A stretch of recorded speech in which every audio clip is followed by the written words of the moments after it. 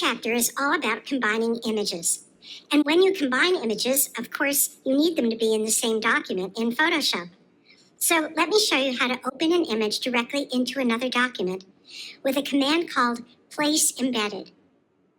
The first step is to open the destination image in Photoshop, which I've done, and here we have a photo of a room, and I'd like to see what a new piece of art might look like in this room. To bring in a photo of the new piece of art, go to the File menu and choose Place Embedded. Navigate to the photo that you want to bring in. I'll navigate to the exercise file, newart.jpg. You can bring in any photo you like, and click Place. At this point, we're in transform mode. You may remember transforming from lessons earlier in this course. And you can tell we're in transform mode because there are handles at the corners and the sides of the new piece of art that we have in the image, and also because the transform options are up here in the options bar. You may remember that transforming includes lots of different changes you might make to the size or shape of a layer, and that includes changing the scale of the layer, making it bigger or smaller, rotating it, flipping it, and more.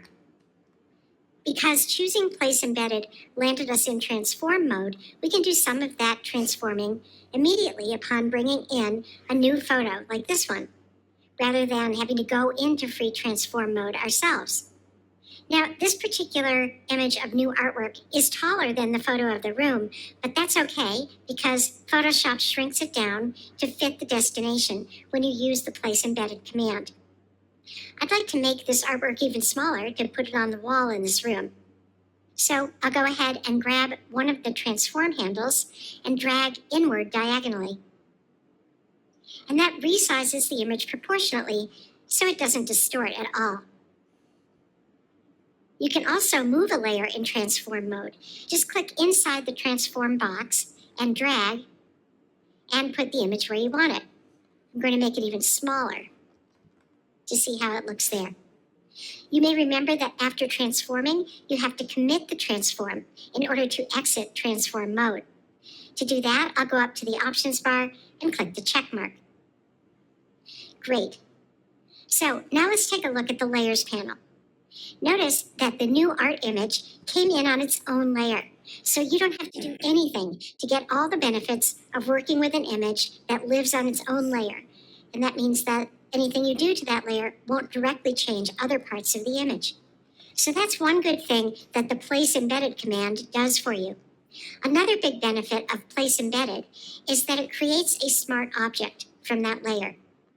You can see that because there's a small smart object icon here on the new art layer thumbnail.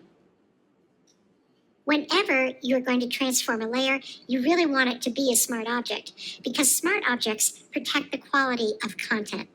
And this way, you don't have to do anything to make this layer a smart object. Photoshop did it for you. So now we could transform this new art layer some more, as many times as we want, in fact, without worrying about degrading its image quality. As an example, let's make this piece of art as big as will fit on this wall. This time, in order to transform, we have to go into transform mode ourselves. You can do that either by going up to the edit menu and choosing free transform, or use the keyboard shortcut for that, which is Command or Control plus T.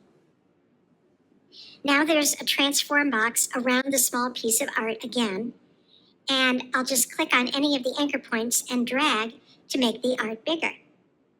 And then I'll click inside of the transform box and I'll move the art over this way. Make it just a little smaller so it fits in that space. And then I'll commit the transform by clicking the check mark in the options bar. Nothing new there. The artwork still looks great, as sharp and detailed as it was when we first brought it into this image, even though we scaled it way down and then scaled it way up again. And believe me, if we had done that without the art being protected inside a smart object, it wouldn't look this good. It would be a little fuzzy and maybe even pixelated.